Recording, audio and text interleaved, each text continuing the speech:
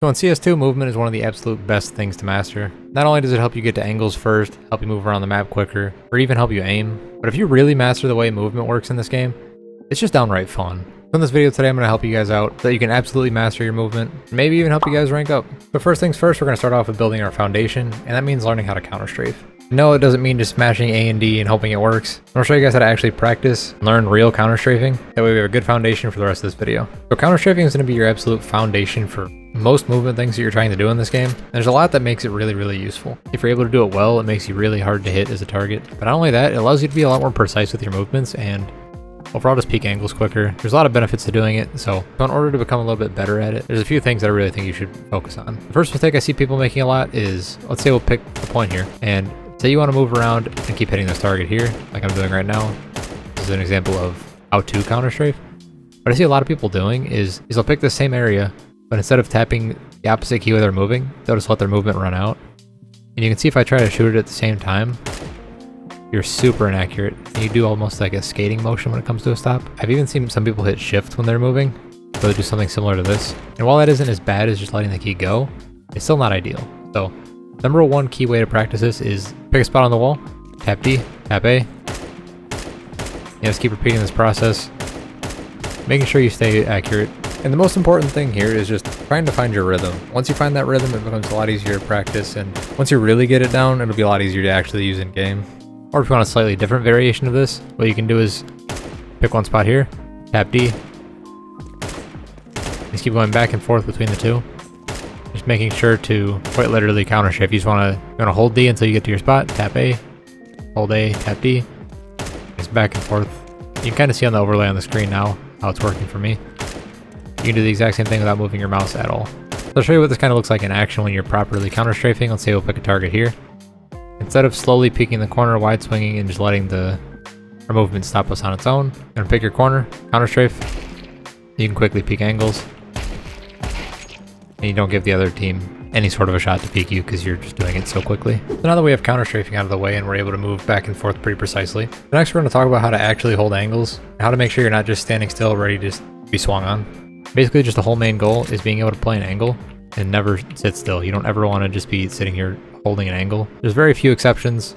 One being that if like you're playing this box here, you want to crouch, hide. You don't want to be sitting here moving because then you're pretty easily visible. But if you're holding an angle like say main or even palace, you want to constantly be moving because it makes you a harder target to hit. If you're jiggle peeking like this normally, it makes it very easy for you to peek, hit your one, hide back behind cover, instead of being, just standing here and letting them swing you and get traded pretty easily. You'll notice a lot of pros using this exact same mechanic, and there is good reason behind it. You don't ever want to just be an easy target for your enemy, especially when they have good aim. But playing different angles around the map, A-Site Mirage is a very good example. There's pretty much every angle that you're going to want to play. You should be jiggle peeking, doing something along the lines of this. Another key thing that you'll see a lot of pros using in their games, not even just pros, just a lot of the good players you'll see in your everyday games, is they know how to strafe really, really well. Prime example of this is if we move over to B, if you're executing out of apps, being able to run and jump through this window and accurately strafe around the corner, be out on the site, makes it so you're not holding up the line running out of this one single door. And it's something you'll see every single pro use. Learning how to perfect actually strafing, super beneficial for you. Now there's a few ways that I like to practice this. Basically my favorite way to practice strafing is what I'll do is I'll pick two spots. One, obviously be your starting point and then where you want to end at. So for me, obviously you jump in a straight line to here. You want to strafe over to this corner. Practice. You hold A, angle your mouse. Hold D, angle your mouse. I kind of repeat the process until you get comfortable with it. Because obviously, as you can see on the overlay, if I just jump and hold D, I don't go anywhere. The best way I've heard of how to strafe is that using your mouse movement, you don't really want to be too jumpy or aggressive with it. Think of it almost like you're turning a front wheel on a bike. You don't really want to abruptly turn or else you're going to crash. Same thing kind of works with movement. You kind of want to gradually make a curve where you want to go. And this does take practice, but once you get the hang of it, it does make a lot of sense. And it's also absolutely crucial to learn how to strafe if you want to learn jumps like the window to cat jump. For example, just hitting it like that. It's impossible to do without learning how to strafe. So for this, it does take practice. Another absolute favorite thing of mine to do is go into the refrag GG. It says the same training map, it really does have KZ. You just spawn in, you turn around, shoot the KZ, and jump on this box to start. And you just kind of work your way through the map. And the first time I wouldn't really focus too much on speed, more so just trying to make your way through the map. After that, you can work on getting a better and better time. Eventually, you'll be pretty damn good at movement. Now that we have our fundamentals out of the way, we're going to be using those fundamentals to make our peaks and our swinging a little bit better. To get this out of the way, I just have to say it. There are very, very few times in this game where you want to peek holding shift like I'm doing right now. The only times I really think you should do this is if you're lurking or you're behind somebody. In every other situation, doing the peek that I'm about to show you is infinitely better. Now, as you can see here, as I'm running around, you can hear me stomping on the map. But what a lot of people don't know is that you can actually quick peek angles without making a step. As you can see as I'm strafing around, peeking angles, there's absolutely no noise. But you'll see a massive difference between doing this and slowly swinging out holding shift, but they both make the same amount of noise. So similar to how I was explaining on how when you're on CT side you want to always be moving, same principle kind of applies here.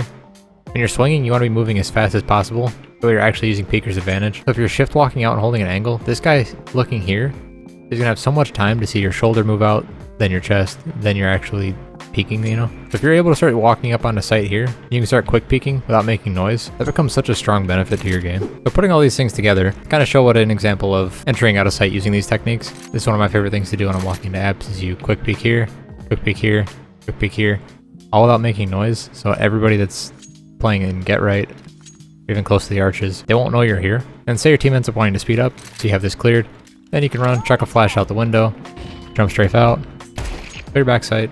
There's overall just some pretty cool things that you can end up doing with your movement. And you can see how drastically different that looks as compared to, say, just throwing a flash, running out, you know, clearing your angles. Being able to jump out the window, strafe, use your movement to exactly how you want it to. Benefits you so much, and this ends up being why you see a lot of pro games looking drastically different than your matchmaking games. Not only are they insane at aiming, but they use movement to do really, really cool things like this. At the end of the day, mastering your movement is one of the most beneficial things you can do to improve your games.